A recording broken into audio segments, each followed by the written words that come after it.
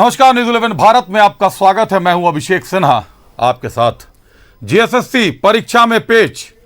हालांकि मैं इसको धांधली विरोध और निषेधाज्ञा मानता हूं, क्योंकि धांधली का आरोप है परीक्षा में, विरोध प्रदर्शन छात्र कर रहे हैं और निषेधाज्ञा जिला प्रशासन ने लागू कर दिया। लेकिन निषेधाज्ञा क्यों? जीएसएससी कार्यालय के सामने अगर छात्र जमा है जो अपने भविष्य के लिए सालों भर तैयारी करते हैं, सालों भर लगे रहते हैं। कई छात्र ऐसे हैं जो घर से नहीं निकलते, कई छात्र ऐसे हैं जिनके पास 2 निवाले खाने को पैसे नहीं हैं, फिर भी किताबें खरीद कर कहीं से व्यवस्था करके पढ़ाई करते हैं। कई छात्र ऐसे हैं जो अपने घर के चिराग हैं, सिर्फ इसी परीक्षा का इंतजार करते हैं कि इस बार परीक्षा में सफल हो जाऊंगा तो मेरे घर की रोजी रोटी की समस्या खत्म हो जाएगी। कई बहनें ऐसे हैं जो ऐसी हैं जो अपने भाइयों की नौकरी का इंतजार कर रही हैं कि भाइयों की जब नौकरी लग जाएगी तो कलाई में बंधने वाली राखी शायद पूरी तरीके से अपना उपयोग कर सके, शायद पूरी तरीके से वो भाई जो अपनी कसम खाता है उसको पूरा कर सके एक बहन के लिए। लेकिन ये झारखंड है साहब। पिछले 24 सालों से छात्रों के भविष्य के साथ खिलवाड़ हो रहा है। हर कोई अपने अपने तरीके से खिलवाड़ कर रहा है, कोई सत्ता, कोई विपक्ष, चाहे जो भी हो। लेकिन इस बार तो मामला और नाटकीय हो गया है। पहले तो सबूत मांगते हैं जीएसएससी के चेयरमैन, और जब सबूत लेके छात्र जाते हैं तो राज्य के मुखिया कहते हैं कि यह मीडिया ट्रायल है। क्या ये मीडिया ट्रायल है? मीडिया ट्रायल इसको नहीं कहते। मीडिया ट्रायल जिसको कहते हैं उसको तो अभी तक इस राज्य ने देखा ही नहीं। मीडिया ट्रायल इसको नहीं कहते साहब। पहले दिखाते हैं ग्राफिक्स के माध्यम से आपको कि क्या कुछ है सच्चाई, क्या कुछ हो रहा है और क्या कुछ हो सकता है। जीएसएससी सीजीएल परीक्षा की होगी जांच। राज्यपाल ने सीएम हेमंत को लिखा पत्र। राज्यपाल ने जीएसएससी को भी लिखा पत्र। जीएसएससी की विश्वसनीयता पर ना उठे सवाल, राज्यपाल। जीएसएससी अध्यक्ष को भी तथ्य के साथ स्थिति स्पष्ट करने का निर्देश। अभ्यर्थी ने लगाया है पेपर लीक का आरोप। राज्यपाल द्वारा जांच के आदेश के बीच सीजीएल परीक्षा की उत्तर कुंजी जारी। उत्तर कुंजी जारी होते ही छात्रों की बढ़ी नाराजगी। छात्रों ने आंदोलन तेज करने की दी चेतावनी। छात्रों ने कहा परीक्षा रद्द नहीं हुई तो जाएंगे हाई कोर्ट। हाई कोर्ट से लगाएंगे न्याय की गुहार। पहले हुए पेपर लीक की भी जांच नहीं हुई पूरी। 2015 से जारी नियुक्ति परीक्षा विवादों में रहने से आज तक पूरा नहीं हो सकी। इससे पहले 28 जनवरी और 4 फरवरी को प्रश्न पत्र लीक होने के कारण परीक्षा रद्द की गई थी, जिसकी जांच एसआईटी द्वारा अभी तक जारी है। जीएसएससी सीजीएल परीक्षा की होगी जांच।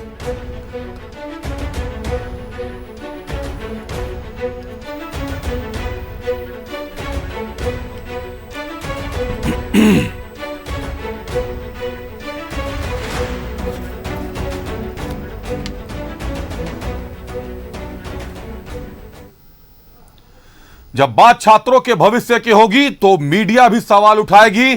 सत्ता के गलियारे में भी सवाल कौंधने चाहिए, गूंजने नहीं, कौंधने चाहिए कि हर वक्त सत्ता में सोए हुए लोगों को जगाती रहे, क्योंकि ये देश का और राज्य के भविष्य का मामला है। ये छात्रों से जुड़ा मामला है, खिलवाड़ नहीं किया जा सकता।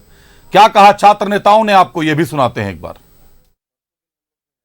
सीएम ने जो है प्रेस कॉन्फ्रेंस करके सारे लोगों से सबूत मांगा था कि अगर आपके पास कोई साक्ष्य है। उन्होंने तो अपना जो है क्लियर ब्रेस्ट ऑफ जिसको बोलते हैं, हर चीज से पल्ला झाड़ लेना, उन्होंने झाड़ लिया। उन्होंने कहा कि अगर आपके पास कोई है सबूत तो आप लोग लाके हमें आयोग में दीजिए, हम लोग उस पर कार्रवाई करेंगे।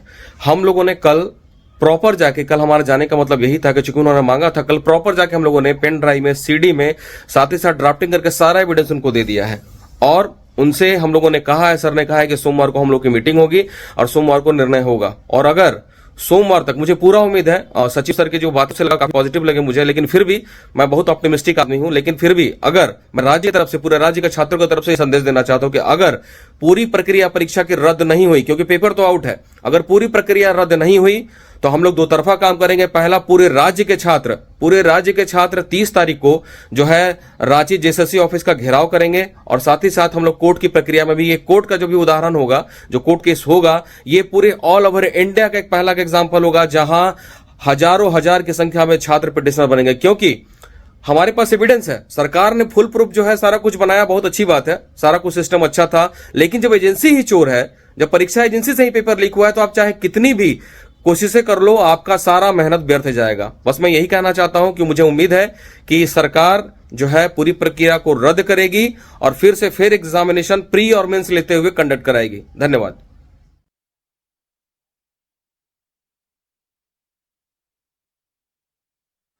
तो मीडिया ट्रायल का भी आरोप लगेगा, विपक्ष पर भी आरोप लगेगा कि राजनीति की जा रही है। क्या करें साहब, उत्पाद विभाग की सिपाही बहाली की दौड़ में जब लड़के मर जाएं, कई घरों के चिराग बुझ जाएं, तो वहां ना जाएं, उनको कोई सहायता ना करें, और करें तो आरोप लगे कि लाशों पर राजनीति हो रही है। अगर आज छात्रों के लिए विपक्ष आवाज ना बुलंद करे तो फिर विपक्ष है किस काम के लिए? फिर तो विपक्ष की जरूरत ही नहीं है, सत्ता आराम से चलनी चाहिए, विपक्ष की कोई आवश्यकता नहीं है। विपक्ष अपना धर्म पूरा कर रही है, कोई एहसान किसी पर नहीं कर रही। विपक्ष भी यहां पर आक्रामक है, विपक्ष की भी मांग है कि परीक्षा दोबारा होनी चाहिए, रद्द होनी चाहिए। क्या कुछ कहा बाबूलाल मरांडी ने, क्या कहा राजेश ठाकुर ने, आपको यह भी सुनाते हैं। हुआ 2 दिन पहले 21-22 को, और उस एग्जाम में यानी कदाचार को रोकने के नाम पर पूरा इंटरनेट को बंद कर दिया गया। लेकिन कदाचार तो सरकार ने ही, एजेंसी ने खुद करवाई।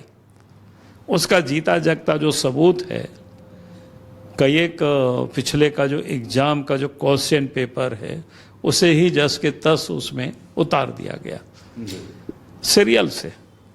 एक आध अगर इससे और उससे कोई उतारा जाता नहीं, इस एग्जाम का एक पेपर, उस एग्जाम का एक क्वेश्चन, उस एग्जाम का 1-2 क्वेश्चन, तब तो समझ में आता। लेकिन अगर एक ही एग्जाम का एक ही पेपर से अगर 15, 20, 50 क्वेश्चन अगर आंसर उसमें से उतार दिया जाता है क्वेश्चन को, तो किसी भी बच्चों को पहले से उसको रटवा देना में आसान होता है, बताने में आसान होता है, क्योंकि क्वेश्चन पेपर तो पहले सेट हुआ था और पहले ही सब लोगों को सेट किया।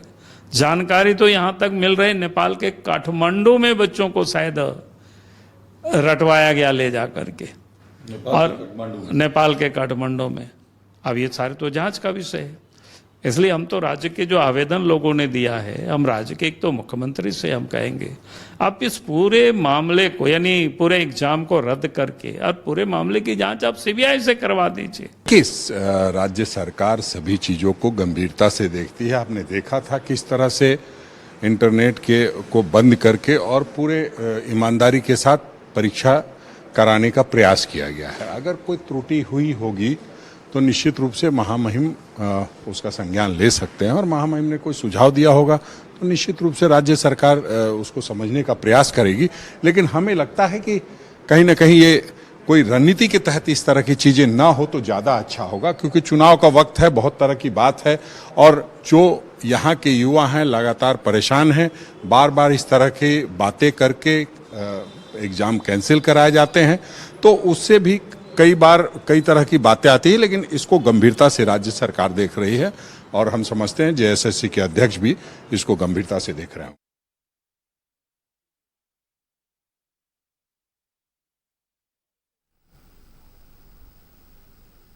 तमाम बातें आपने सुनी, छात्र नेताओं की भी बातें सुनी। कल हमने दिखाया कि कैसे जेएसएससी के सामने छात्रों का जमावड़ा लगा हुआ है, लेकिन निषेधाज्ञा भी है। आवाज बुलंद करने से पहले लाठियों का भी डर लगता है साहब। लाठियां कहीं गलत जगह पड़ जाएंगी तो कई लोगों की जानें चल जाएंगी। पिछली बार जब नामकुम में लाठीचार्ज हुआ था जेएसएससी कार्यालय के पास, कई छात्र घायल हुए थे और उसके बाद उन पर केस भी दर्ज किया गया था। कई बार कहा गया कि इंसाफ होगा, इंसाफ की बात कही गई, पता नहीं इंसाफ क्या हुआ। लेकिन हाँ, ये पता है कि 1 दर्जन से ज्यादा लोग पेपर लीक के मामले में पकड़े गए। मुख्य आरोपी आज तक रिहा है। मुख्य आरोपी कौन है पता ही नहीं चल पा रहा है। कैसी एसआईटी है, कैसे जांच कर रही है, जिसके पदाधिकारी भी क्षण क्षण बदलते रहते हैं। जो एसआईटी में थे, कई लोगों का तबादला हो चुका है, एसआईटी चल रही है, लोग पकड़े जा रहे हैं, पटना तक से तार जुड़ गए, कई लोग गिरफ्तारियां हुई कई लोगों की। लेकिन क्या इतनी गिरफ्तारियों के बाद भी पेच सुलझ पाया कि परीक्षा का प्रश्न पत्र आउट किसने किया था, कहां से प्रश्न पत्र लीक हुआ था, और हुआ था तो अगर मुख्य आरोपी का नाम है तो कृपया अवेलेबल करवा दे। मीडिया ट्रायल नहीं होगा साहब, दिखाएंगे उसको कम से कम कि देखें छात्र भी कि काम कर रही है, सरकार भी अपना काम कर रही है, कानून भी अपना काम कर रहा है, और सब कुछ अपनी जगह पे है। गलतियां होती हैं, हो सकती हैं, लेकिन बार बार जो गलतियां होती हैं वो अक्षम्य है, वो अपराध है। रुक करते हैं अपने अतिथियों का। हमारे साथ एबीवीपी से ऋतुराज सहदेव जी है। ऋतुराज जी स्वागत है आपका। और युवा आसू छात्र संघ से नीरज वर्मा जी है। नीरज जी स्वागत है आपका। ऋतुराज सहदेव जी, सवाल आप ही से होगा, विपक्ष में बीजेपी है। जब आप लोग उत्पाद विभाग में सिपाही बहाली में मरने वाले लड़कों के लिए बीजेपी खड़ी होती है तो कहा जाता है लाशों पर राजनीति कर रही है। आज आप लोग अगर बीजेपी खड़े हो कि आपके सीनियर लीडर बोल रहे हैं कि परीक्षा रद्द होनी चाहिए, सीबीआई जांच की मांग कर रहे हैं, तब आरोप लगा रहे हैं सत्ता पक्ष वाला कि आप लोग, सत्ता पक्ष वाले, माफ कीजिएगा, सत्ता पक्ष वाले बड़े नेता, वरिष्ठ नेता राज्य के जिनको लोग पूजते हैं, उनका आरोप है कि मीडिया ट्रायल चल रहा है और राजनीति कर रही है भाजपा और भाजपा के छात्र संघ। पहले तो सभी को झारखंडी जोहार। मैं आपको बताना चाहता हूं कि अखिल भारतीय विद्यार्थी परिषद किसी पार्टी की राजनीतिक इकाई नहीं है, हम स्वतंत्र इकाई हैं। और जहां तक बात रहा ये जेएसएससी सीजीएल की घोटाले की, तो ये हेमंत सोरेन जी की सरकार ने साफ कर दिया इंटरनेट को बंद करते हुए कि किस प्रकार से इंटरनेट को बंद करते हुए, सारे सुविधाओं को बंद करते हुए किस प्रकार से उसके पीठ पीछे घोटाला हो जाता है।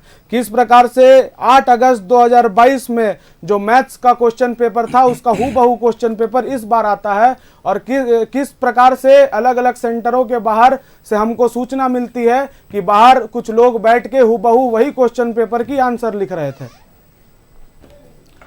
बाहर बैठकर हूबहू छात्र उसी क्वेश्चन पेपर का आंसर लिख रहे थे। एक बार नीरज हमारे साथ हैं आजसू छात्र संघ से। नीरज जी, आजसू तो छात्रों की पार्टी है, आजसू की राजनीति ही यूनिवर्सिटी से शुरू होती है, छात्र राजनीति से शुरू होती है। आजसू युवा आजसू छात्र संघ है, आप लोग क्या कर रहे हैं? जागे हुए हैं तो कितना जाग रहे हैं? क्योंकि लड़के सड़क पर है, निषेधाज्ञा लागू है, 100 मीटर से अंदर जाएंगे तो पिटाई खाएंगे। आखिर कौन खड़ा होगा उनके लिए? क्योंकि अगर उठकर बोलिएगा तो राजनीतिक आरोप लगेगा आप पर। जी बिल्कुल, ये सही बात है कि पिछले कुछ दिनों से जो वाक्य चल रहे हैं जेएसएससी सीजीएल एग्जाम के बाद से, तो सत्ता पक्ष कहीं ना कहीं विपक्ष में बैठे छात्र नेताओं पर भी आरोप लगा रही है कि ये एजेंट की तरह काम कर रहे हैं। लेकिन ये बहुत ही बड़ी शर्मनाक की बात है, शर्म होना चाहिए इस सरकार को कि इस तरह की जो एजेंसी है, जो 1 साल पूर्व की जो एग्जाम जो ले चुका है ये जेएसएससी, उसका रिजल्ट नहीं दे पा रही है नगर पालिका का। आप देखेंगे कि सीजीएल की ये दूसरी बार परीक्षा हो रही है जिसमें भी ये क्वेश्चन लीक जो सरगना जो माफिया है उसको ये नहीं रोक पा रहे हैं। पिछले बार जब हुआ था 22 फरवरी को जब एग्जाम हुआ था तो तमाम जो छात्र एग्जाम देकर अपने घर तक नहीं पहुंचे थे और उन तक न्यूज आ गई थी कि क्वेश्चन पेपर लीक हो गया है। इस बार सरकार ने इसको, इस तरह की वाकयाओं को रोकने के लिए, या हो सकता है अपने आप को बचाने के लिए, सरकार ने नेट बंद किया था ताकि अगर इस तरह का मामला आए तो छात्र यहाँ के जो युवा है, छात्र हैं, इस तरह का हो हंगामा ना कर पाए और सरकार को भी हड़बड़ी में इस तरह का एग्जाम को कैंसिल ना करना पड़े। आजसू शुरू से ही छात्रों के साथ रही है। इससे पहले भी जब जेपीएससी का जब विवाद हुआ था और लाखों छात्र छात्राएं जब सड़क पर उतरे थे तो आजसू ने उनका साथ दिया था। और आज भी जो इस सीजीएल की परीक्षा जो हुई है इस पे आजसू, युवा आजसू, आजसू पार्टी, आजसू की छात्र इकाई, तमाम जो संगठन हमारे हैं वो झारखंड छात्र के साथ हैं और सदैव रहेंगे। आजसू के छात्र संघ आगे रहेंगे, आजसू भी आगे रहेगी, निश्चित तौर पर आगे होना भी चाहिए। छात्रों के लिए आवाज बुलंद करने के लिए कोई चेहरा तो चाहिए, क्योंकि सत्ता के गलियारों में चेहरे ही गूंजते हैं।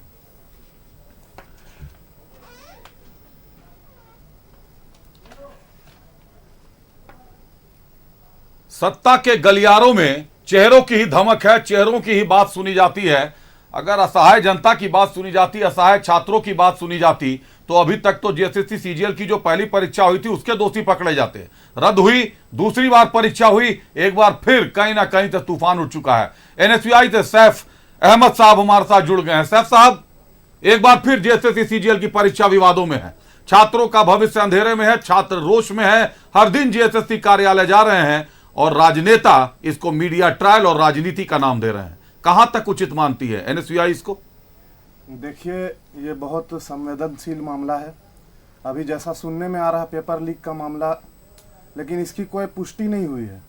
ये एक जांच का विषय है। चेयरमैन साहब हम लोग का एक्सेप्ट कर चुके हैं, जो भी वहाँ पे प्रूफ लाने का बात किया गया था वो प्रूफ को जमा किया गया है। अब उसमें जांच होने का विषय है। ये इसमें अभी टिप्पणी करना उचित नहीं है। और जिस प्रकार से एनडीए, भाजपा, उसके सहयोगी आजसू जिस प्रकार से माहौल बना रहे हैं अभी देश और झारखंड में, ये उचित नहीं है। क्योंकि मुझे लगता है ये करियर से जुड़ा हुआ बात है लाखों छात्रों का, और आपको पता ही है किस तरह से अभी के युवा अपने करियर को लेके बहुत ज़्यादा मतलब हैरान परेशान है। हाँ, परेशान है। अभी का जो स्थिति वर्तमान में देश में पूरा बना हुआ है, और उस बीच इस तरह का कोई बयान देना कि पेपर लीक हो गया है लाखों छात्रों के लिए, सही नहीं होगा। मुझे लगता है उचित नहीं है। क्योंकि ये मैसेज अगर उनको जो भी विज़न है, जो भी ड्रीम लाके, जो भी अपना सोच रख के एग्ज़ाम दिए हैं, वहाँ पर पहुँचने का वो उनको हाथ होगा, टूटेगा, और उससे क्षति भी हो सकती है। अभी देख लीजिए सुसाइड रेट पूरे भारत में, प्रतिदिन 50 से ज़्यादा छात्र सुसाइड कर रहे हैं पूरे भारत में। अगर कोई सुसाइड कर ले इसको बिना पुष्टि का, जिस तरह से आक्रोश होकर अभी मैं देख रहा था खबर में ही किस तरह से घेराव किया जा रहा है ऑफिस का, जेएसएससी का ऑफिस का, तो वहाँ पे तो बहुत सारे लोग जो जेएसएससी में एग्ज़ाम भी नहीं दिए हैं, वो लोगों का क्या मनसा है जो वहाँ भीड़ जुटा के इतना बड़ा आंदोलन छेड़ने का काम कर रहे हैं। पहले मेरा कहना है इसको पुष्टि हो जाने दीजिए। इस पे एक से एक हम लोग का अभी प्रशासनिक व्यवस्था है, एजेंसियां है, केंद्र जांच एजेंसियां है, काम करेगी इसके ऊपर। इतना बड़ा बयान देकर इतने लाखों छात्र को रोड में उतारने का प्रयास करना, भड़काना, ये उचित नहीं है। मेरे लिए ये बहुत जल्दबाजी हो जाएगा कोई भी टिप्पणी देना इसके ऊपर। नहीं, बिल्कुल आप कह रहे हैं कि ये उचित नहीं है, लेकिन मुझे ये बताइए कि अगर उचित नहीं है ये मामला, छात्रों का इस तरीके से आंदोलन उचित नहीं है, तो क्या यह उचित है कि इसको राजनीति का नाम दे दिया जाए? यह उचित है कि इसको मीडिया ट्रायल का नाम दे दिया जाए? सैफ साहब, ये जितने भी प्रश्न पत्र लीक होने के मामले इस बार सामने आए हैं, जो वीडियो रिकॉर्डिंग ऑडियो वायरल हो रहा है, ये छात्र कर रहे हैं, कोई बाहर का व्यक्ति नहीं कर रहा, छात्र ही है इसके पीछे। और छात्र कह रहे हैं कि आप जांच कर लीजिए पहले। आपके अध्यक्ष, मतलब आपके नहीं, माफ कीजिएगा, जेएससीसी के अध्यक्ष सबूत मांगते हैं और फिर गायब हो जाते हैं। सर सबूत तो ले लीजिए, रिसीव करके सचिव को आप बोलते हैं कि सबूत ले लीजिए, क्यों खुद सामना क्यों नहीं करते? अगर स्टूडेंट्स नाराज हैं और आप प्रेस कॉन्फ्रेंस करके ये दावा ठोकते हैं, सीना ठोक के कहते हैं कि नहीं इस बार जेएससीसी में कोई गड़बड़ी नहीं हुई है, आप सबूत लाइए, हम उस पर विधि संबद्ध कार्रवाई करेंगे, तो फिर जब विधि संबद्ध कार्रवाई देने के लिए सबूत लेके छात्र जाते हैं तो आप भागते क्यों हैं साहब? आप सचिव को आगे क्यों करते हैं? आप खुद आगे क्यों नहीं रहते? क्यों सामना नहीं करते? क्यों आप लेने के बाद छात्रों के साथ खड़े होकर प्रेस कॉन्फ्रेंस नहीं कर देते कि ये छात्र आए थे मेरे पास, सबूत लेकर आए हैं, हम इनकी जांच करेंगे, विधि संबद्ध कार्रवाई करेंगे? देखिए, छात्र का आक्रोशित होना उचित है, समझ रहे हैं जिस तरह का मामला सामने आ रहा है, परंतु जिसको माहौल राजनीतिक रंग आजसू और भाजपा में इसे दे दिया है, और अभी वहाँ कोई बात करने के लिए तैयार नहीं है कि वहाँ पे चेयरमैन साहब आए और उससे बहुत उचित बात करें बैठ के। वहाँ कालिक पोतने का काम कर रहा है, झारखंड सरकार को बदनाम करने का काम कर रहा है। और ये पूरा एक तरह से प्लान्ड वे में जिस तरह से वहाँ घेराव किया जा रहा है, और भी जिला में भी प्लानिंग चल रहा है। अभी हमें भी सूचना प्राप्त हुआ, हम लोग भी छात्रों से सभी जिला का बातचीत करते हैं, उधर भी प्लानिंग चल रहा है किस तरह से इस मामला को बिना कार्रवाई के आग देना है।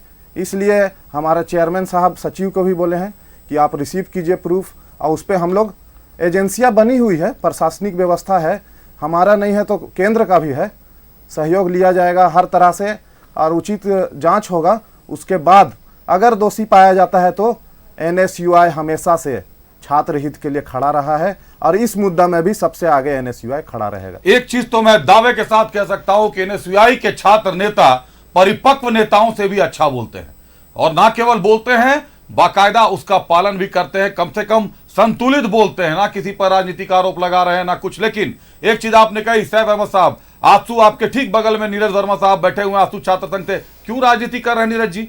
आरोप है कि भाजपा और आजसू राजनीति कर रही है, तो आप लोग राजनीति कर रहे हैं छात्रों के नाम पर, यह तो सीधा आरोप है, और जिलों में भी आग लगाने की कोशिश की जा रही है।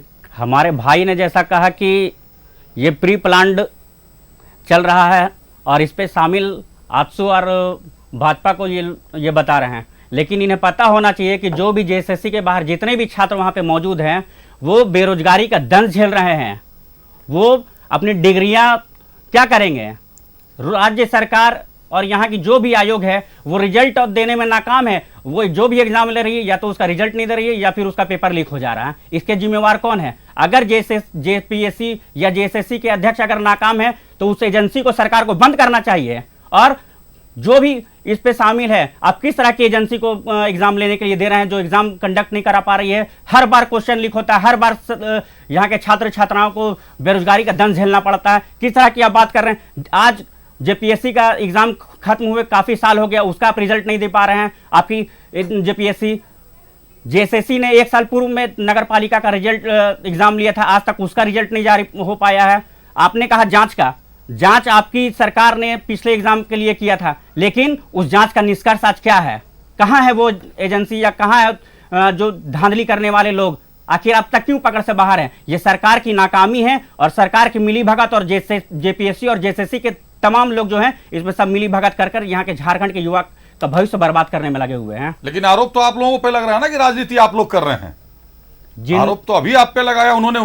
सैफ साहब ने भी बोला कि जानकारियां मिल रही हैं कि आजसू और बीजेपी मिलकर राजनीति कर रहे हैं। कई जिलों से सूचना आ रही है। आज यहां विरोध प्रदर्शन करने वालों में ज्यादातर छात्र नहीं है, आजसू और भाजपा के नेता है वहां पे। जब ये सोच सकते हैं कि वहां पे छात्र नहीं है, छात्र जो एग्जाम नहीं दिए हैं। मैं खुद सीजीएल का परीक्षार्थी रहा हूं। पिछले वर्ष भी मैंने एग्जाम दिया था जनवरी में और इस बार भी मेरा एग्जाम हुआ है। लेकिन आप इनकी मंशा को देख सकते हैं कि जो जेपीएससी के बाहर जो छात्र युवा जो एग्जाम देकर और सीजीएल में अपनी जांच की मांग कर रहे हैं, उसको ये बाहरी छात्र बोल रहे हैं। तो आखिर वो कहाँ, जम्मू कश्मीर से आए हैं या फिर साहब जम्मू कश्मीर से आए हैं या फिर कौन लोग हैं वहां या फिर बाहरी हैं? अगर वो छात्र बाहर के हैं और वो भी एग्जाम दिए होंगे कहीं ना कहीं, कोई आज की डेट में इतना क्या बोलते हैं उसको, बेगरिया लोग नहीं है यहाँ पे कि वहां पे अगर जाएगा तो वो अपना कुछ करेगा। वहां पे सब अपना दिल का भड़ास निकाल रहा है। वहां पे लोग जांच की मांग कर रहे हैं। जब कल वहां पे जो जेएसएससी के अध्यक्ष हैं उनसे मिलने गए तो वो क्यों चले गए वहां से? उनको सामना करना चाहिए था और मीडिया के सामने तमाम छात्र छात्राएं से 5 प्रतिनिधि मंडल बनाकर उनसे बात करना चाहिए था कि आपकी जो भी मांग है, आप जो सबूत दे रहे हैं, हम उस पर उचित कार्रवाई करेंगे। लेकिन जेएसएससी चेयरमैन को देखिए कि उनको इतनी हड़बड़ी है कि उन्होंने 3 दिन के अंदर आंसर की जारी कर दिया और वो बोल रहे हैं कि 10 दिन में हम रिजल्ट दे देंगे। भाई हड़बड़ी, इतनी हड़बड़ी किस लिए? कहीं ना कहीं इसमें दाल में कुछ काला है, इसलिए जेएसएससी के अध्यक्ष भी इतनी हड़बड़ में है। चलिए एक बार सैफ साहब का रुख कर लेते हैं। आता हूं आपके पास बिरतुरा जी। पहले सैफ साहब आपने राजनीति का आरोप लगाया। आपने ये कहा कि वहां छात्र हैं, लेकिन छात्रों से ज्यादा वैसे लोग हैं जिन्होंने परीक्षा भी नहीं लिखा है। प्रशासन हाथ में है सरकार के, निषेधाज्ञा जारी है। एक रस्सी की बैरिकेडिंग करवाइए और अंदर एडमिट कार्ड चेक कर लीजिए। जांच करना तो आपके हाथ में है। कोई 10,000 लड़के तो वहां पर है नहीं। निषेधाज्ञा क्यों जारी कर दिया गया? और निषेधाज्ञा जारी किया गया तो पहले ये तो जांच लेते साहब कि वहां पर खड़े होने वाले लोग कम से कम परीक्षा देने के बाद अपने हक के लिए खड़े हैं। चेयरमैन गायब हो जा रहे हैं, दूसरे कोई सचिव आकर आगे से ले रहे हैं, चेयरमैन साहब प्रेस कॉन्फ्रेंस कर रहे हैं। अब तो आजसू साफ कह रही है कि वहां पर जितने लोग खुद सीजीएल के परीक्षार्थी आपके बगल में बैठे हुए हैं। ये इतिहास में पहली बार हुआ है अब तक के इतिहास में कि जेएसएससी ने प्रेस कॉन्फ्रेंस कर उन्होंने अपने आप को ये किया है कि हम गलत नहीं हैं। भाई आप गलत नहीं थे तो प्रेस कॉन्फ्रेंस करने की जरूरत क्या पड़ी आपको? बिल्कुल बिल्कुल सैफ साहब, निश्चित रूप से जिस तरह का माहौल बना दिया गया है, वहां पे भीड़ काफी लग गई है। छात्र का आंदोलन आक्रोशित। तो भीड़ तो सर 5-6 लाख छात्रों ने अगर परीक्षा लिखा है तो हेडक्वार्टर तो आएंगे ना, हर जिले में जाएंगे। कहां जाएंगे, किसको सुनाएंगे अपनी आवाज? नीरज जी का सवाल है क्यों वहां के चेयरमैन आकर एक्सेप्ट नहीं कर रहे हैं? वहां चेयरमैन को क्या घुसने दिया जाएगा? आपको लग रहा है वहां का माहौल देखकर? सचिव को कैसे घुसने दिया गया? क्या सचिव के साथ कोई बदसलूकी हुई? क्या सचिव के साथ बदतमीजी की किसी छात्र ने? जिस तरह का प्रयास किया जा रहा है यहाँ पे माहौल को आप कैसे बोल सकते हैं कि प्रयास किया जा रहा है? क्या वहां पे जो छात्र मौजूद है वो लाठी डंडा से लैस है? ये तो सैफ साहब सवाल उठेगा ना, क्या छात्र लाठी डंडे से लैस हैं? वो छात्र शांतिपूर्वक अपनी बात को वहां पे रखने गए हैं। नहीं, इसमें सरकारी पदाधिकारी पीछे नहीं हट रहे हैं। वो लोग कभी नहीं बोले कि हमें प्रूफ मत दो या फिर कार्रवाई नहीं होगी।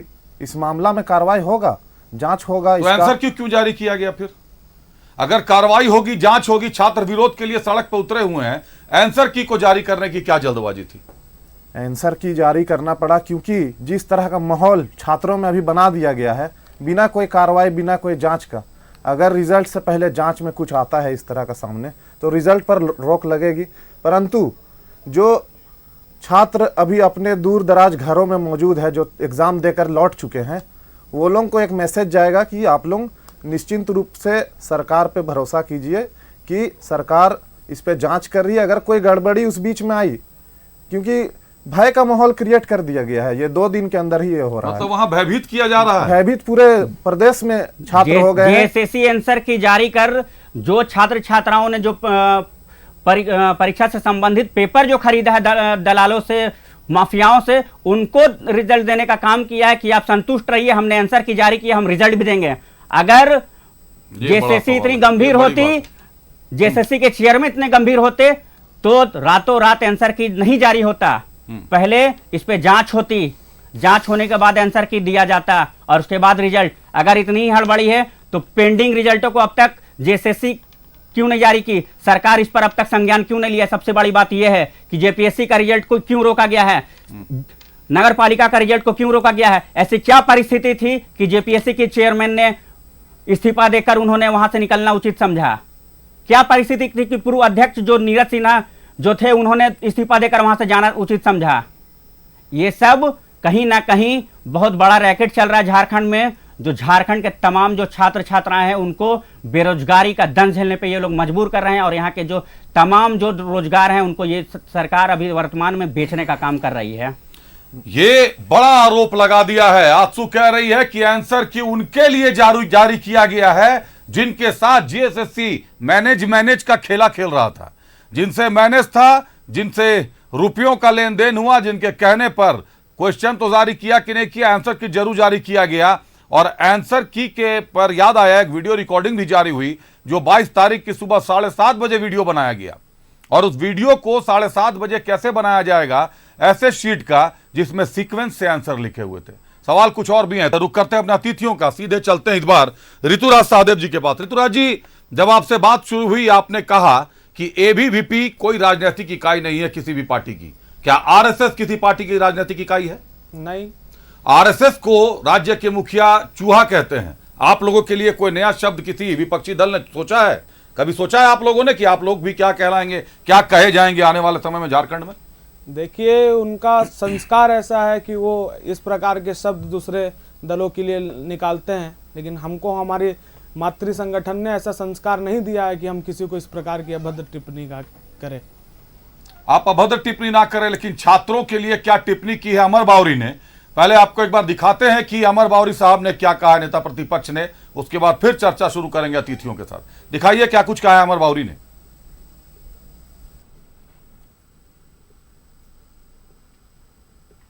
उन सबूतों को आप भले ही जांच करा लेंगे ना, ये सबूत आप कैसे इसको खारिज करिएगा कि भी 2019 और 2022 के जो एग्जामिनेशन हुए थे उसके प्रश्नों का रिपीटेशन अभी 2024 में हो गया और इतने सारे क्वेश्चन का हूबहू रिपीटेशन आज तक पूरे भारतवर्ष के किसी भी एग्जामिनेशन में नहीं देखा गया।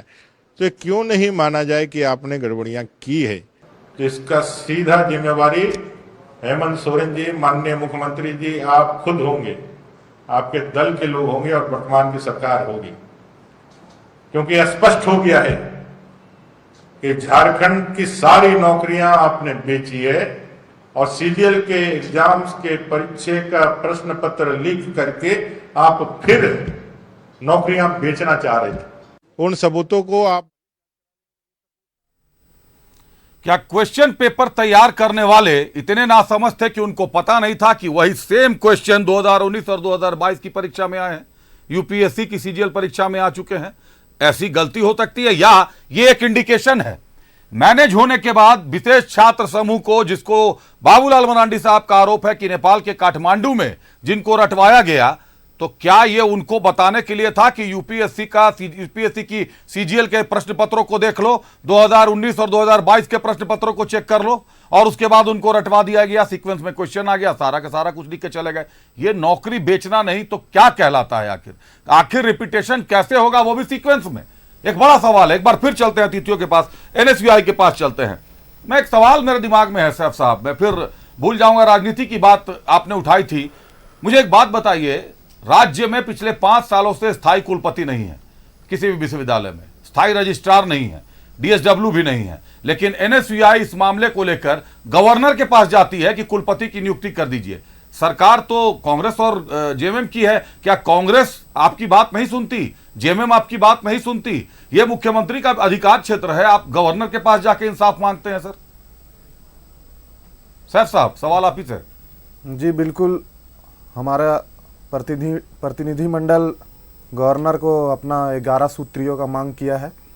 उसमें साथ ही साथ जो 8 साल से प्रोफेसर्स का बहाली नहीं हुआ है, पिछले 8 सालों से बहाली नहीं हुआ है प्रोफेसर का, अस्थाई वीसी नहीं है, वो सभी मामलों को हम लोग ने गवर्नर के सामने रखा था और उस पर जल्द से जल्द सुनवाई और कार्रवाई करने का भी बात कहा गया है।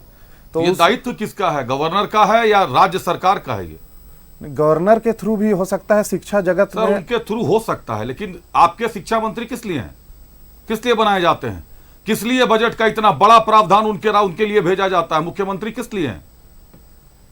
पूरा का पूरा कैबिनेट किस लिए बैठता है जब छात्रों के लिए एक निर्णय नहीं ले सकता? चांसलर अपॉइंट करना गवर्नर के थ्रू होता है, उनका माध्यम से होगा। और भी हमारा जो 11 सूत्री में मांग था, वो सब कुछ मांग जो थी वो गवर्नर के पास रखने का चीज़ था, जो कि केंद्र से हम लोग को उसका सपोर्ट चाहिए था, जिससे शिक्षा में सुधार आ सके झारखंड में। इसलिए हमारे प्रतिनिधि मंडल ने गवर्नर के पास जाकर अपना ज्ञापन सौंपा पिछले माह। नीरज जी, चांसलर अपॉइंट करना गवर्नर के हाथ में होता है, इसीलिए एनएसयूआई गवर्नर के पास जाता है अपनी मांगों को लेकर। क्या छात्र संघ अपनी मांगों को लेकर गवर्नर के पास जाता है या शिक्षा मंत्री के पास जाता रहा है, मुख्यमंत्री के पास जाता रहा है? कुलपति की नियुक्ति किसके हाथों में? देखिए, कुलपति की नियुक्ति कहीं ना कहीं राज्यपाल के हाथ में होती है, लेकिन सबसे बड़ी बात है कि राज्य में अगर पाँचों विश्वविद्यालय में अगर अस्थायी कुलपति नहीं है तो सबसे पहले संज्ञान यहाँ के शिक्षा मंत्री को लेना चाहिए, क्योंकि राज्य उनका है, राज्य के छात्र छात्राएं उनके हैं। तो सबसे पहले उनको इस पे संज्ञान लेना चाहिए कि अगर हमारे विश्वविद्यालयों में अगर कुलपति नहीं होंगे तो पूरे विश्वविद्यालय का जो कार्यभार होगा वो कौन देखेगा। तो कहीं ना कहीं इस पे शिक्षा मंत्री की नाकामी है कि वो अपनी बात को राज्यपाल तक नहीं पहुंचा रहे हैं कि जल्द से जल्द अस्थायी कुलपति का नियुक्ति किया जाए और जो भी छात्र छात्राएं हैं उनको जो मूलभूत सुविधा मिलनी चाहिए वो जल्द से जल्द उनको मिले। मूलभूत सुविधाओं से वंचित हो रहे हैं छात्र। एक बार फिर एबीवीपी से ऋतुराज हमारे साथ है, ऋतुराज के पास चलते हैं। ऋतुराज, छात्रों की मांगों को लेकर कई बार प्रदर्शन हो चुके हैं। झारखंड की अगर बात करें तो परीक्षाओं के रद्द 2016 की परीक्षा 2024 में हो रही है। कई छात्र तो ऐसे होंगे जिनका एज लिमिट भी खत्म हो गया होगा और अब वो परीक्षा से भी बाहर कर दिए गए होंगे। कुछ दिनों पहले भी परीक्षा हुई, इतना बवाल मचा, एसआईटी बनी, इतनी गिरफ्तारियां हुई, मुख्य आरोपी गिरफ्तार नहीं हुए और जेएसएससी के अध्यक्ष नीरज सिन्हा साहब ने इस्तीफा दे दिया। मामले पर पूरी तरीके से लिपापोती करके मामला साफ कर दिया गया। देखिए, अभी मैं ये जो छात्रों को परेशानी हो रही है उसका मैं आपको एक आंकड़ा देना चाहता हूँ। ये अभी जो जेएसएससी सीजीएल हुआ है, जो परीक्षा हुई है, उसमें 6,40,000 विद्यार्थियों ने फॉर्म भरा था, जिसमें से 3,05,000 विद्यार्थियों ने ही इसको अपीयर किया। क्योंकि इंटरनेट सुविधा बंद होने के कारण बहुत सारे विद्यार्थी जो ग्रामीण क्षेत्रों से आ रहे थे वो रांची में पेमेंट नहीं कर पाए, होटलों में नहीं रुक पाए, बहुत सारे विद्यार्थी जेरोक्स नहीं निकलवा पाए। एक सेकंड रोकिएगा ऋतुराज जी, पीसीआर की टीम को बताना चाहूंगा। ऋतुराज बोल रहे हैं 6,40,000 लोगों ने फॉर्म भरा था जेएसएससी की परीक्षा का और महज 3,05,000 लोग अपीयर हुए थे। 50% से भी कम लोग अपीयर हुए थे। फुल प्लेट देखिए, पीसीआर की टीम फुल प्लेट देखिए, 6,40,000 लोगों ने फॉर्म भरा था और 3,05,000 लोग अपीयर हुए हैं। 50% से भी कम बच्चे छात्र जो हैं वो जेएसएससी की परीक्षा में अपीयर हो पाए क्योंकि इंटरनेट बैन था। ऋतुराज जी, बात पूरी करें। तो जैसा आंकड़ा हमको देखने को मिल रहा है कि 50% विद्यार्थी जो है ये इस इंटरनेट सुविधा बंद होने के कारण सफर किए हैं और ये बार बार अब घटना जो है ये लगातार झारखंड में होने लगी है कि विद्यार्थी सालों भर मेहनत करता है, विद्यार्थी सालों भर पढ़ाई करता है और जब परीक्षा देने की बारी आती है, जब वो परीक्षा देकर अपने घर पे जाता है तो अपने माता पिता को अपना वही निराशा भरा चेहरा दिखाता है। कहीं ना कहीं हमारे राज्य के मुख्यमंत्री जब जेल जाते हैं तो पूरा राज्य और उनका पूरा परिवार, जो उनके पार्टी के लोग हैं, वो परेशान हो जाते हैं। लेकिन यहाँ का विद्यार्थी जो 10 बाई 10 के कमरे में 3-3 विद्यार्थी रह के जेल के जैसा जीवन जी के तैयारी कर रहा है, उनकी भविष्य की चिंता कौन करेगा? हमारी राज्य सरकार इस परीक्षा विभाग में और ये रोजगार देने में कहीं ना कहीं पूर्णतः एकदम विफल है। पूर्णतः विफल है। एनएसयूआई से एक बार चलते हैं सैफ साहब के पास। सैफ साहब, 2019 की परीक्षा और 2022 की परीक्षा का रिपीटेशन किया गया, नेता प्रतिपक्ष अमर बावरी का आरोप है। ये आप भी छात्र हैं, आप लोगों को भी जानकारियां होंगी कि परीक्षा क्वेश्चंस को रिपीट कर दिया गया है। और उसके पहले इसका जवाब दे दीजिए कि रिपीटेशन अगर क्वेश्चन का होता है बिल्कुल सेम, आप छात्र के नाते इसको कैसे लेते हैं? क्या होता है ये खेल, क्या है ये? देखिए, जो अभी आंसर की पब्लिश करने का बात है और जो क्वेश्चन रिपीटेशन का जो मामला और इंजाम लगाया जा रहा है, ये सब नियम के रेगुलेशन के अंदर किया गया है। जो भी आंसर की रिलीज़ किया गया है या क्वेश्चन सेटिंग किया गया है, वो रेगुलेशंस के अंदर रह के, दायरे में रह के किया गया है। जो भी उसका टीम है, जो आंसर जो भी क्वेश्चन पेपर सेट किए हैं, वो लोग रेगुलेशन से बाहर जाकर काम नहीं कर सकते हैं। नियमों के अधीन काम हुआ है। नियमों के अधीन ही ये सेट हुआ है। अगर नियमता के बाहर गए हैं तो जांच के विषय में तो ये सब भी सामने आने वाले दिनों में हम लोग को देखने को मिलेगा।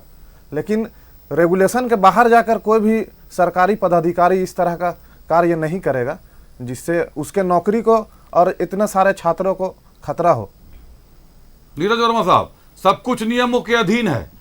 क्या क्वेश्चन रिपीट करने का नियम है? ऐसा कोई रेगुलेशन बना हुआ है कि कौन सा क्वेश्चन कहां से आएगा और इस तरीके से हूबहू 22 का ही सेम प्रश्न पत्र फिर से 24 में रिलीज कर दिया जाए, दे दिया जाए? ऐसा ही मामला एक 2017 में आया था, जब क्वेश्चन रिपीट हुआ था। जेएसएससी की ही परीक्षा की बात है। क्वेश्चन जब रिपीट हुआ था और जब सीरियली दिया गया था तो जेएसएससी ने खुद संज्ञान लेकर उसे रद्द कर दिया था। ऐसा कहीं भी नहीं लिखा हुआ है कि आप किसी भी एग्जाम से उठा के, आप यूपीएससी के एग्जाम से उठा के 20-30 क्वेश्चन आप सीरियली दे रहे हैं। किसी भी एग्जाम का जब पेपर जब तैयार होता है, क्वेश्चन पेपर जब बनाया जाता है तो कहीं भी से क्वेश्चन उठा के दिया जाता है, लेकिन सीरियली कहीं नहीं होता है। क्वेश्चन का मतलब होता है रैंडमली देना।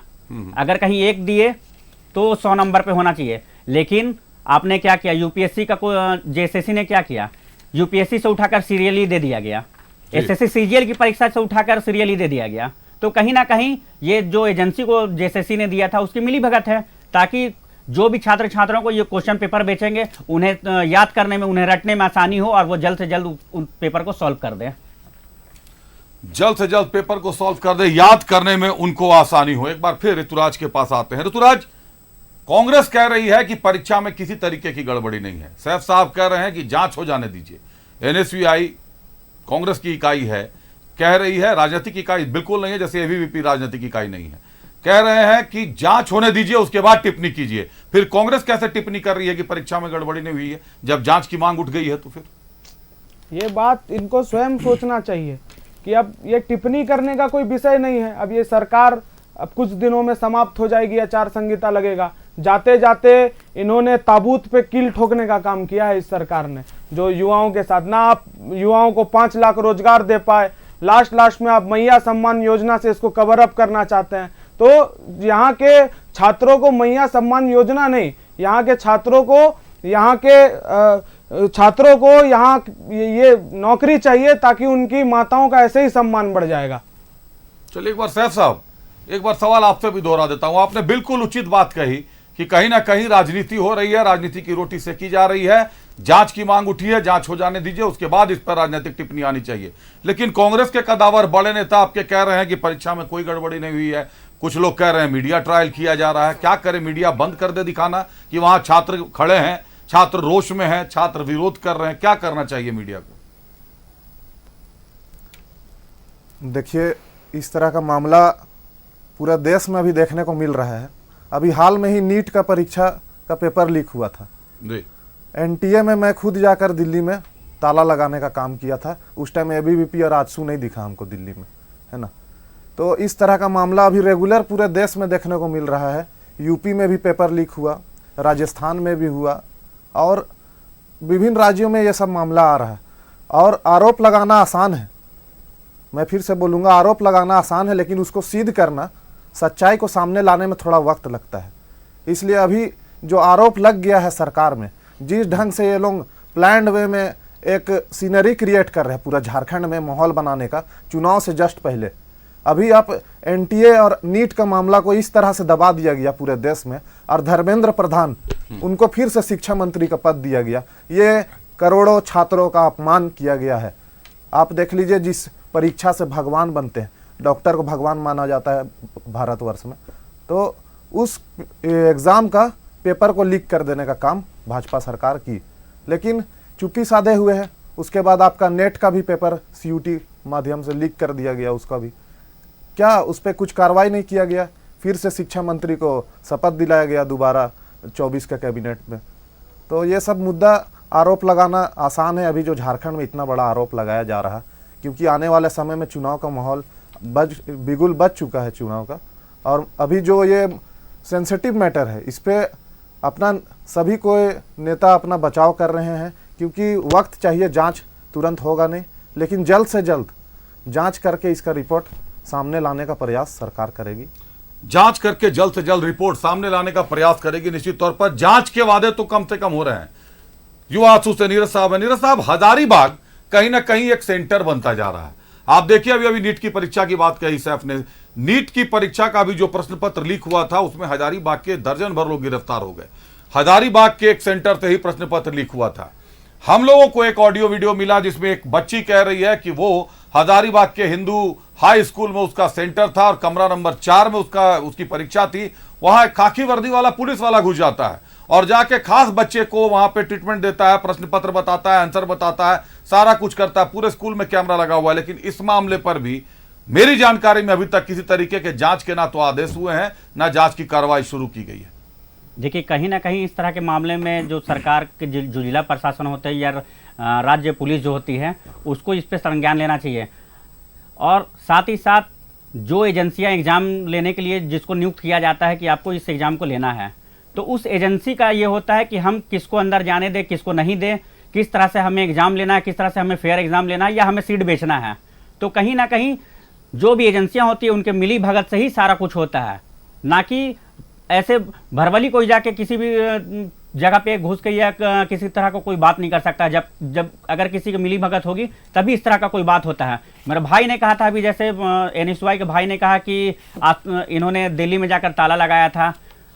अगर हमारी संगठन वहां पे होती तो इन्हें मालूम होना चाहिए कि सबसे पहले अगर ताला लगाने का काम करती तो आजसू करती। आज भी राज्य में तमाम विश्वविद्यालय में जब छात्र संघ चुनाव की बात होती है तो आजसू सबसे पहला कदम उठाती है और मांग करती है कि छात्र संघ चुनाव जल्द से जल्द कराया जाए, ताकि जो भी छात्र छात्रा विश्वविद्यालय में हो चाहे कॉलेज में हो, उनका हक और अधिकार की बात करने के लिए वहां पे प्रतिनिधि जा सके।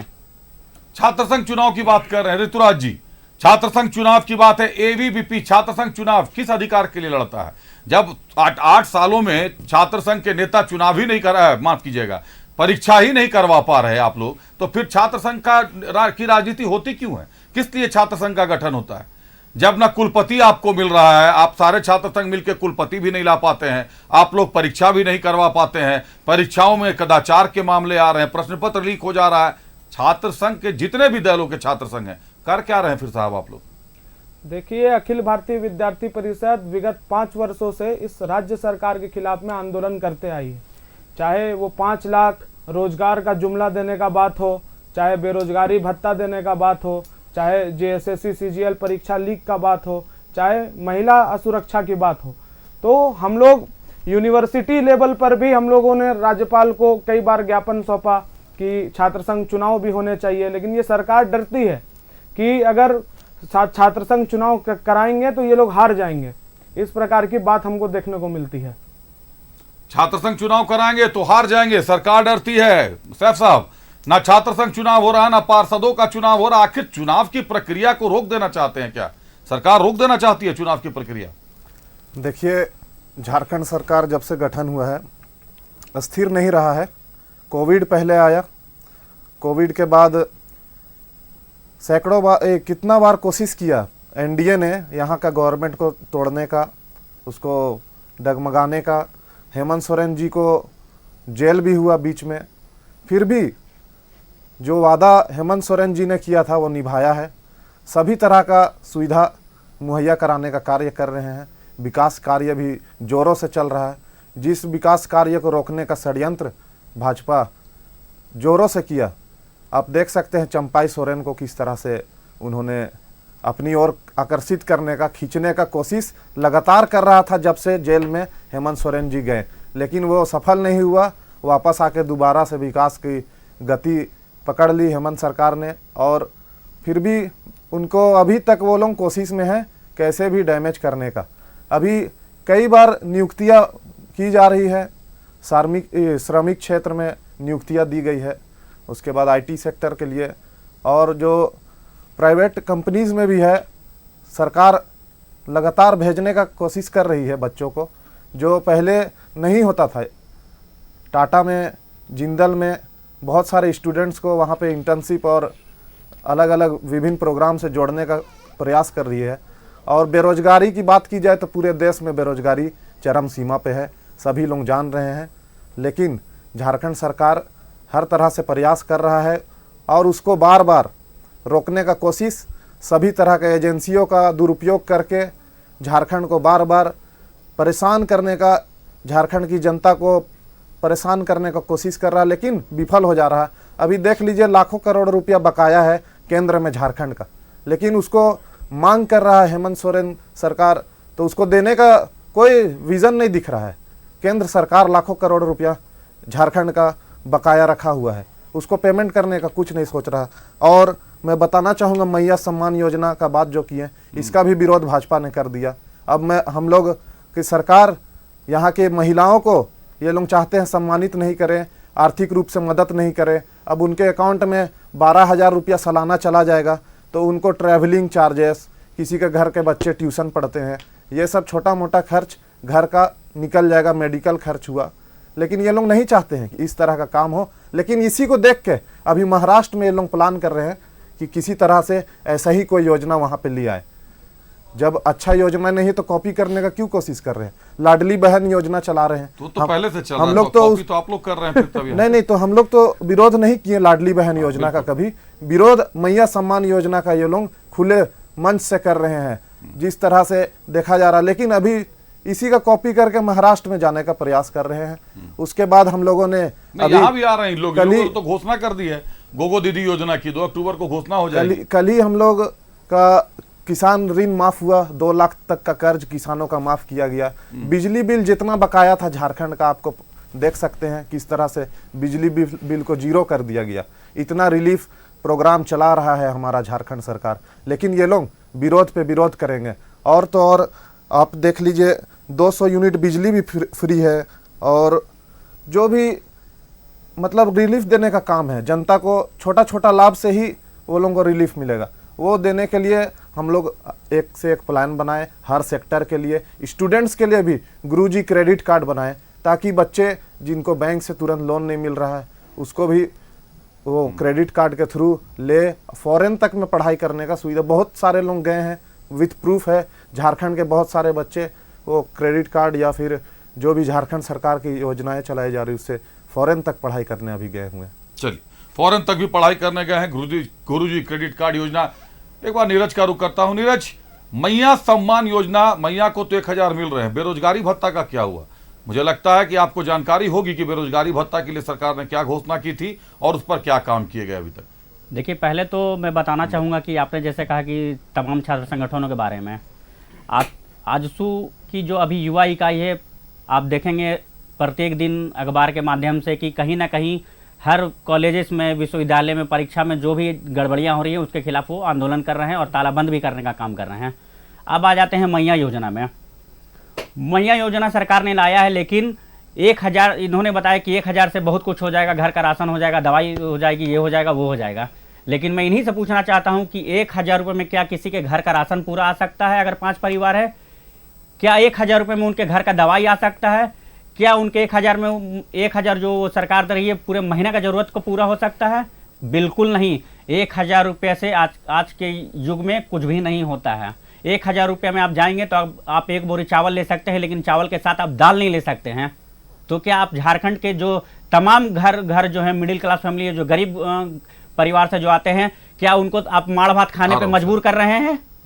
ये वही बात हुई। अब आ जाते हैं, इन्होंने जो बेरोजगारी भत्ता का जो वादा किया था, जब सरकार आई उसके बाद इन्होंने तुरंत बेरोजगारी भत्ता के लिए तमाम जो श्रम विभाग है पूरे जिलों में इन्होंने जोर शोर से फॉर्म भरवाया कि इन लोगों को 5,000 का बेरोजगारी भत्ता हर महीने मिलेगा। लेकिन आज 4 साल बीत जाने के बाद सरकार को ये बताना चाहिए कि उन्होंने कितने युवाओं को बेरोजगारी भत्ता दिया, कितने युवाओं को उन्होंने रोजगार दिया। इन्होंने बताया कि टाटा स्टील और जिंदल में इंटर्नशिप कर रहे हैं। इन्हें पता होना चाहिए कि कोई भी अगर वोकेशनल कोर्स से अगर पढ़ रहे हैं या MBA कर रहे हैं या किसी अच्छे शैक्षणिक संस्थान में अगर पढ़ाई कर रहे हैं तो इंटर्नशिप के लिए वो छात्र की काबिलियत होती है कि वो कहीं भी जाके, वो चाहे CCL हो चाहे BCCL हो, कहीं भी जाके इंटर्नशिप कर सकते हैं। वो उनकी अपनी काबिलियत होती है।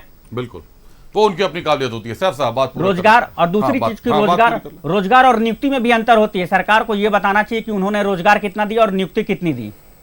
रोजगार कितना दिया और नियुक्ति कितना दिया, बिल्कुल ये सरकार को जारी करनी चाहिए। ये जारी करना चाहिए। सर साहब बात पूरी करना चाहते, आपको कुछ कहना था? नहीं, जिस तरह से इन्होंने बोला 1,000 रुपये में कुछ नहीं हो सकता है, लेकिन ये एक शुरुआत है, एक पहल किया जा रहा, तो उसको मिल के आप लोगों को मतलब अच्छे विजन से देखना चाहिए। आगे उसको बढ़ाया भी जा सकता है या उसका कुछ अल्टरनेटिव भी निकाला जा सकता है। ये एक पहल किया जा रहा है छोटा मोटा हेल्प करने का। चलिए, मैया सम्मान पर तो काफी बातें हो रही हैं, काफी विज्ञापन भी उसके हो रहे हैं और काफी पैसे भी खर्चे किए जा रहे हैं मैया सम्मान योजना को बताने के लिए, उसके लाभुकों को दिखाने के लिए। जबकि एक बटन पुश करने से DBT के माध्यम से महिलाओं के खाते में पैसे चले जाएंगे। लेकिन यह भी एक जांच का विषय बन जाएगा कि आखिर मैया सम्मान योजना की घोषणा में कितने रुपए खर्च किए गए हैं। ऐसा तो नहीं कि जितना पैसा भेजा जा रहा है उससे ज्यादा विज्ञापन और प्रचार प्रसार में ही खर्च कर दिए जा रहे हैं। अब ये तो देखने लायक है, सरकार को जांचना है और विपक्ष का काम है जांचना, विपक्ष का काम है आरोप लगाना। धन्यवाद देते हैं आज के अतिथियों को। हमारे साथ NSUI से सैफ अहमद साहब थे। सैफ जी बहुत धन्यवाद आपका कार्यक्रम में आने के लिए, अपनी बात रखने के लिए। आजसू से नीरज वर्मा साहब थे। नीरज जी बहुत धन्यवाद आपका हमारे कार्यक्रम में आने के लिए। और ABVP से ऋतुराज सहदेव जी थे। ऋतुराज जी बहुत धन्यवाद आपका। आप तीनों का बहुत धन्यवाद कार्यक्रम में आने के लिए, अपनी बातें रखने के लिए, छात्रों तक अपनी बातें पहुंचाने के लिए। बातें कई हैं, सवाल वही है, सवाल मौजूद है कि अगर प्रश्न पत्र लीक हुए थे, अगर परीक्षा में गड़बड़ियां हुई हैं तो परीक्षा रद्द होनी चाहिए, नहीं हुई है तो घोषित कर देना चाहिए सामने आकर कि कोई गड़बड़ी नहीं हुई है। कोई अधिकृत व्यक्ति घोषित कर दे, मामला अपने आप जगह पे आ जाएगा। बहरहाल खबरें चलती रहेंगी, बने रहिए न्यूज़ 11 भारत के साथ। मुझे दीजिए इजाजत, नमस्कार।